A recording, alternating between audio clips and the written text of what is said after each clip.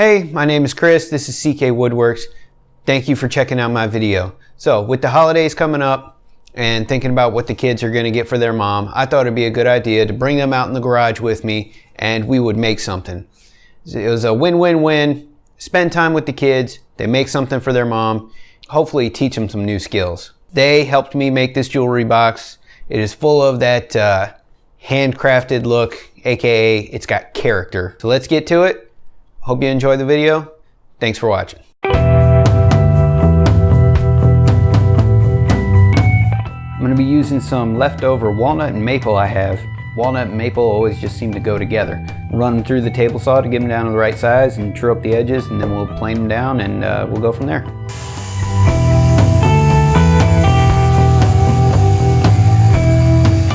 I'm starting the kids off slow on the planer. We're going to plane these boards down to about 1/2 inch.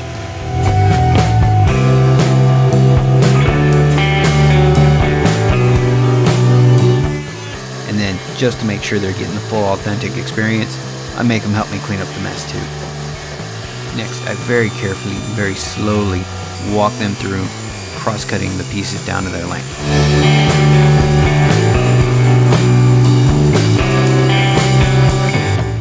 So with the 4 sides of the box done, I'm gonna join it up now. I decided the joinery for this project was screaming for something just a little fancy. Could have gone with dovetails, but I will admit they are above my pay grade. So I'm going with box joints. I made up the jig. I'm gonna run it through it. You can see I've been doing a few tests trying to make this work right. There's no real reason I couldn't have the kids helping me with this. However, box joints are something new to me. This is the first time I'm doing it. So I want to kind of work this out on my own without them there distracting me. Plus, at the end of the day, why should they have all the fun? So that turned out not half bad. Definitely not perfect. I can see some errors here and there. I can see a few things right off the bat that I would change. Maybe have the blade just a little bit higher. Maybe put a shim in there or something. So far, I'm happy. It's going to be an interesting glue up. A lot of sanding. First trick is going to be just taking this apart now without breaking it. Alright, with the sides of the box done, I'm going to start working on the top. I'm going to start working on a piece of maple. I got some walnut inlays that I want to do. So I've got these 1/2 inch pieces milled up. I can see it in my head. I'm thinking it's going to be easier to go ahead and put this together now at a full thickness, glue it up now, and then I'll plane it down to its final thickness later. After I rip the piece down to width myself, I have the boy go in and cross cut it.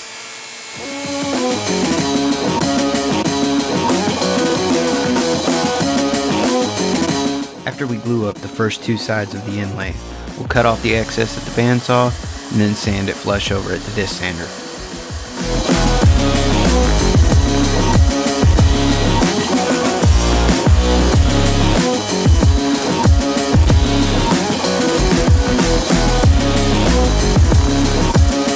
And we'll repeat the exact same process for the other side.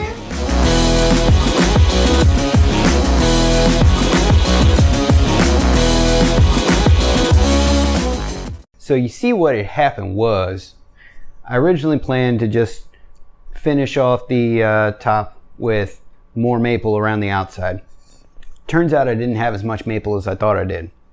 So I had to get a little creative, and I wanted to keep this project as a scrap project. I split the maple down the middle, cut out a couple strips of alder, and glued all that up to get the thickness I needed. And so basically now I'll have the maple center, I'll have the walnut inlay, a maple ring, alder, maple.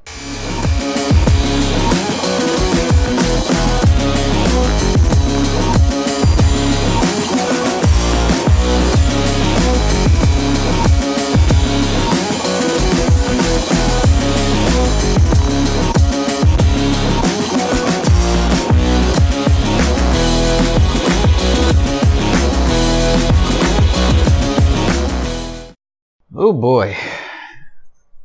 That was an ugly glue up. Started gluing it up and nothing was fitting together quite right. Kept going back and forth with the table saw trying to make it fit. Through the magic of video editing, you're not going to see any of that. Got some gaps left over that got to be filled. But what I'm going to go with here is the imperfections make it look handcrafted and give it character. That's what we're going with.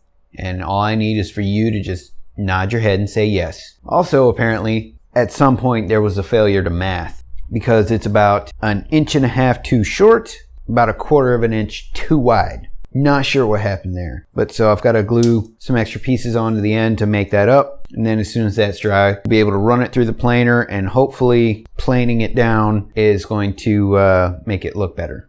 Yeah, we'll go from there. All right, so a couple things I did off camera real quick. I cut my grooves in the bottom of my side. I did that with a straight bit on the router. And eventually that's what the top and the bottom are going to fit into. Next, I took a piece of scrap poplar I had laying around. Again, this is all going to be a scrap project, and cut that out to the right size. That'll get run through the planer at the same time that I run the lid through. I don't know what y'all can see on the camera right now, but this thing is pretty ugly. I'm really hoping that the planer is going to clean up a whole lot of this. Again, it's got character.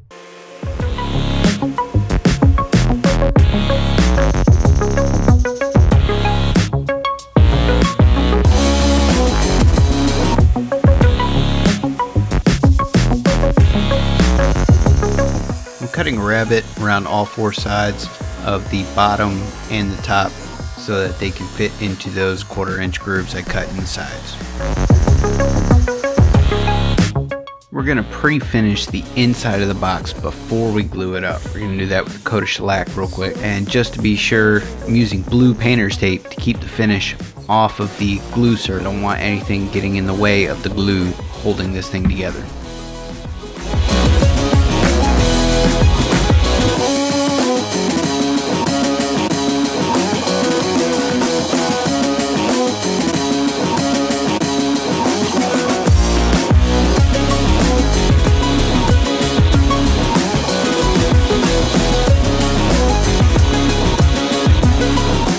Now comes the real fun part. Now that we've got the box to the right size, we're going to separate the lid. I'm going to run it through the table saw. This is the first time I've tried to do this. I've only seen other people do it, so it should be interesting. Here we go.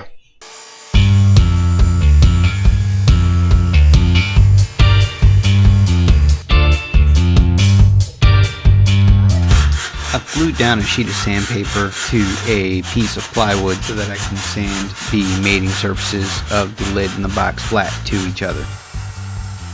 Next, we're going to take it over to the router. We're going to put a small 45-degree chamfer on all the edges of both the lid and the box itself.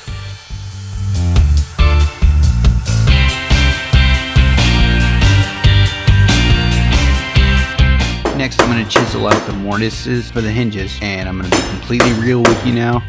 I suck at all things chisel related, hand tools, chisels, planes, all of it. So yeah, don't take any advice from me on this. If anything, probably hurting you more to watch this, so maybe you should skip ahead to the next part.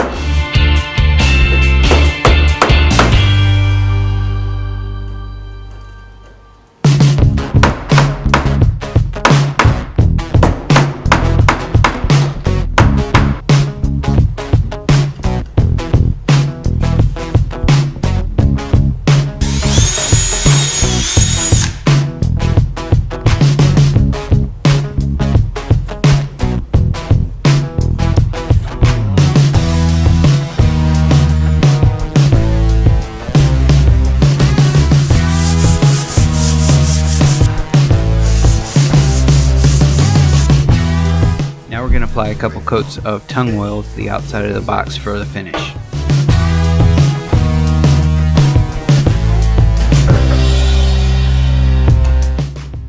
I decided to finish out the project. We need to put a liner in the bottom of the box, and I'm going to use pretty much the same process that I used in my shadow box videos.